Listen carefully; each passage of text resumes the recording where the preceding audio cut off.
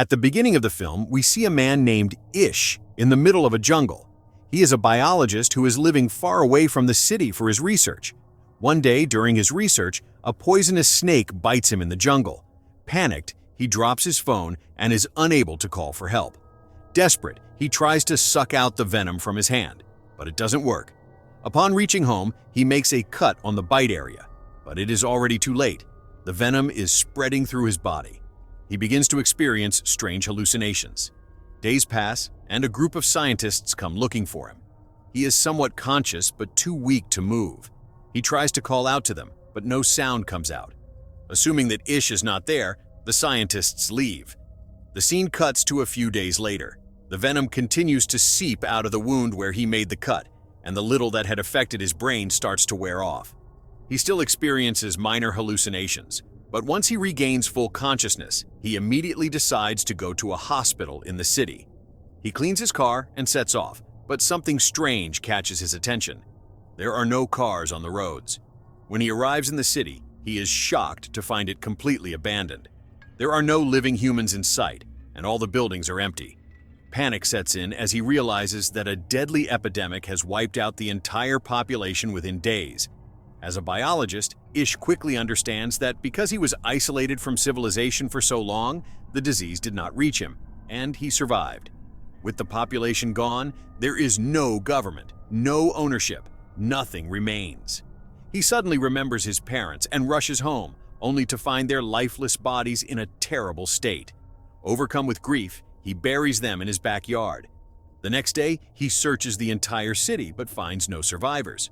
Realizing he might be the only one left, he decides to travel to another city and chooses Las Vegas. He gathers some essentials and sets off. However, the main bridge leading to Las Vegas is closed. Frustrated, he takes a longer route, only to find that the entire city is also lifeless. Malls, hotels, casinos, everything is empty. Exhausted, he checks into a hotel, enjoying the luxuries now freely available to him. He loses hope of finding anyone, but by sheer luck, the following night, he meets two other survivors. The woman shares her heartbreaking story. She witnessed her family dying over a video call and has lost the will to live. The man also wants to die, believing he cannot survive alone in this new world. That night, they stay with Ish, but in the morning, their intentions seem dangerous. The man has a gun and plans to kill all three of them to end their suffering. Ish, however, wants to live. He quickly escapes, and moments later, he hears gunshots behind him. The two had taken their own lives. This shatters him even more.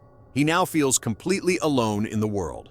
Devastated, he drives back home recklessly. On his way, a stray dog crosses his path. Just like him, the dog is all alone. He decides to keep it as his companion, giving him new hope for survival. Determined to live, he starts a new life. He reads books, knowing there is no shortage of food or water. He doesn't need to work for money anymore. Each day, he roams the town, hoping to find another survivor, but every day, he returns disappointed. One day, while drinking tea with his dog by the window, the dog suddenly starts barking. He senses another human nearby. In the distance, smoke is rising from a house, a clear sign of life. Ish immediately gets in his car and drives towards it. To his surprise, he finds a woman there who, upon seeing him, is terrified and points a gun at him. Ish assures her that he means no harm, that he is just another lonely survivor searching for others. Hearing this, she allows him inside. Her name is Emma. Through their conversations, we learn that it has been almost a year since the outbreak, and in all that time, neither of them has seen another human. They are relieved to have found each other, as living alone was taking a toll on their mental health. Humans are social beings, and isolation was pushing them into deep depression. They decide to live together in Ish's house, which is conveniently located near a general store stocked with food. Ish had also gathered many supplies over time, making survival easier. Once they start living together, their lives improve significantly. Emma helps Ish clean up, shaves his beard, and together they start renovating the house, which he had neglected for a year. Working together gives them purpose. They wake up every morning with a goal to accomplish. They also understand that if they are truly the last two humans left, they must repopulate the world. Initially, it is a mutual decision, but when Ish finds out that Emma is pregnant, he becomes extremely anxious. He worries about whether their child can survive in this strange new world. Emma reassures him that everything will be fine. Being a biologist, Ish starts reading books about childbirth, knowing they have to handle everything themselves. Meanwhile, they continue to improve their home. Ish installs solar panels to ensure a steady electricity supply. As time passes, nature reclaims the city. Overgrown greenery covers the streets, and wild animals start wandering into urban areas, posing a new threat. To protect themselves, they build a perimeter around their home and keep weapons for safety. They also adopt several animals to help with their needs and stay occupied. With no human activity, nature thrives, the air becomes cleaner, and their health improves. Life is almost perfect. But then, a new crisis arises. Rats suddenly invade the city in overwhelming numbers. Ish panics. In an attempt to keep them away, he starts burning trash around the house, but this only works for a night. Emma calms him down, assuring him they will find a solution. The next morning, Ish ventures out and brings back several cats who quickly start hunting the rats, finally solving the problem. At last, the day arrives when Emma goes into labor. They must handle everything on their own. The scene shifts, and we see their beautiful baby girl being born. Overwhelmed with joy, they feel a renewed hope for the future. Now they start marking their home's address on roads and walls, hoping that if any survivors pass by, they can find them. Time passes, and 6 years go by. One day, while driving into the jungle, Ish encounters a wild animal. He steps out and sees that the animal is still alive but suffering. He puts it out of its misery with a gunshot. Unbeknownst to him, a girl in the distance witnesses this. Scared, she runs into the jungle. Ish sees her and chases after her, hoping to make contact. She is terrified of him, but when he offers her an apple, she realizes he is not dangerous. Ish wants to take her home, but she refuses to sit in the car, instead choosing to ride in the trunk. When they arrive, she refuses to come inside. By now, Ish and Emma have had 2 children, with a third on the way. They are no longer the only survivors. 2 others, Jorge and Maureen, found their address a year ago and have been living with them. The girl spends the night in the truck, unwilling to come out. In the morning, Maureen brings her food, but she panics and throws it away. Maureen calms her down by sharing her own story. She and Jorge wandered alone for months before finding Ish and Emma. She reassures the girl that they are good people and that there is plenty of food and safety here. Slowly, the girl begins to trust them and hugs Maureen. However, something is strange. She barely speaks and hasn't even shared her name. One day, Maureen goes through the girl's belongings and finds strange drawings along with a letter. The letter reveals the girl's name, Evie. It was written by her mother, who explains that during the outbreak, Evie's own father abused her, which is why she fears all humans. The letter was her mother's final message before she died. Everyone starts taking even more care of Evie after learning about her situation. That same night, Emma gives birth to her 3rd child, which brings immense joy to everyone. Another year passes in this manner. One day, they receive news of someone entering their area, which frightens them. They send the children inside while the adults grab their guns and head out to investigate. They discover that it's another group of survivors, consisting of 4 people.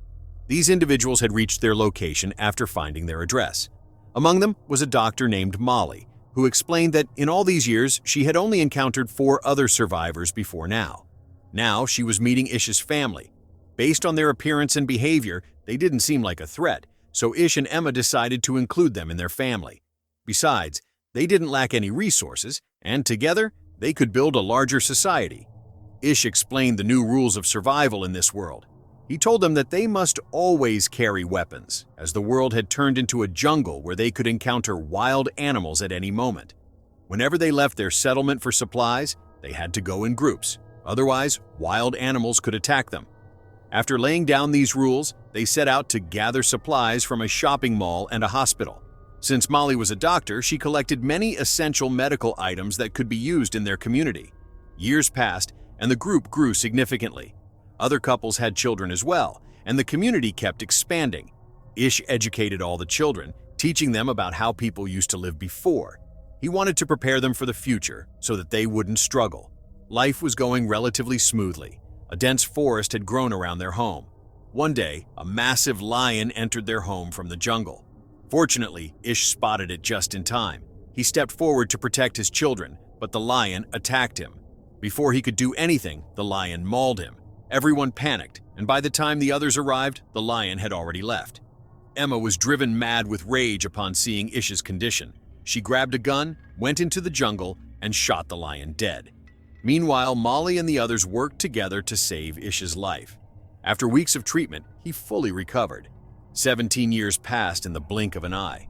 The children had now grown into adults. It was revealed that Ish's eldest daughter, Heather, had developed a strong bond with a boy from their group.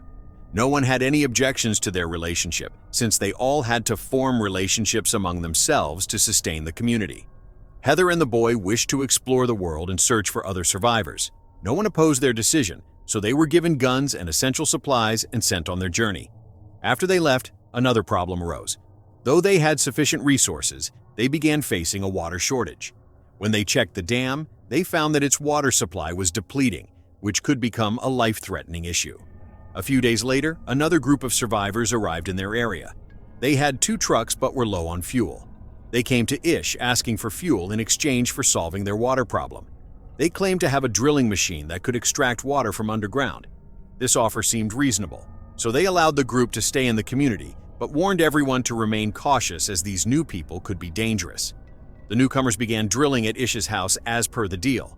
After days of effort, water finally emerged, bringing immense joy to everyone. The deal was completed. They gave the newcomers oil, and that night, they celebrated. The following morning, as the new group prepared to leave, Ish noticed their leader sneaking out of a room in a suspicious manner with a guard standing outside. Upon investigating, Ish discovered that the leader had tortured Evie. He immediately informed the entire community. Evie revealed that the leader had no plans to leave because this place offered great facilities and plenty of guns. Everyone became anxious, and Ish realized they had to kill Charlie, the group's leader. If they didn't, he would eventually kill their entire community, which had taken years to establish. While most agreed with Ish, some argued that killing Charlie would further reduce the already dwindling human population. Ish countered by saying that if they didn't kill Charlie, they themselves would be killed. The group devised a plan and surrounded him. Before Charlie could react, Ish struck him with an axe, killing him. They buried his body, but Ish felt deeply disturbed. This was the first time he had taken a life, and that too for survival. He knew it wasn't wrong as he had done it to protect his community, but it still weighed on him. The next morning, they informed Charlie's group that their leader had been killed for torturing one of their people. Surprisingly, most of Charlie's group members didn't seem to care. Some even revealed that Charlie had abused the women in their group as well, so they were actually glad he was dead, except for one of his close friends, who reacted angrily. Ish then told the remaining group members that they could stay in the community since they lacked nothing. However, Charlie's friend was not welcome, as he exhibited the same dangerous traits. After taking a collective vote, they banished him from the community. At first, the man left, but realizing that survival was nearly impossible on his own, he returned. However, for the sake of security, Ish refused to let him back in. Meanwhile, the children in the community were working on an old research project to build a plane. They believed that within a few days they would perfect it. However, before they could finish, a new disaster struck. Many people in the community became infected with the same virus that had spread 20 years ago. The same virus that the initial survivors had somehow become immune to. Molly had a substantial supply of medicine, so she was able to treat everyone. However, Ish's son became severely ill. His deteriorating condition caused great distress in the community. During this time, Heather returned home alone, in tears. Everyone asked about her partner, and she revealed that during their journey, they had searched many cities for survivors, checking every house, but found no one. They had left their home address in every place they visited. One day, in a forest, they encountered a man who killed Heather's partner. The man had claimed it was revenge for Charlie, making it clear that he was the same person they had banished from the group. Heather explained that she had no choice but to kill him in self-defense before rushing back home. Everyone was deeply saddened. Before they could recover from this tragedy, Ish's son passed away. The grief didn't stop there. 3 more members of the community died. This devastation shattered Ish. He no longer wanted to live in this world, but Emma supported him, just as she had when he was all alone. She reminded him that they had started life together when they had no one, and now they had built an entire community. She urged him not to give up because the children needed his guidance. Emma's words gave Ish some strength. He went to the mountains to watch the sunrise. The world's sunrise looked different now. Previously, nature had seemed dull, but now everything felt fresh and alive. Ish realized that this was no longer the old world. It was a new world. He had been training his children to survive in the old world, which was a mistake. Instead, he needed to teach them how to live in this new world. Returning home, he delivered a speech to the children. He explained that they had been following the wrong direction, trying to adapt to a world that no longer existed. They needed to embrace this new world and learn from nature itself. He told them that from now on, they would only learn what was necessary for survival in this new reality. Their communication with the outside world had completely ceased. So they decided to build their own communication network. They successfully constructed a new radio, strengthening their ability to connect. Ish began organizing social events to teach the children the importance of human relationships. His efforts didn't stop with the community. He started restoring the abandoned city, reviving hotels, and planning to rebuild nearby towns. In the post-credit scene, an elderly Ish is shown narrating this story to his grandson. He tells him that this world now belongs to them, and they must take it forward. With these words, the story ends.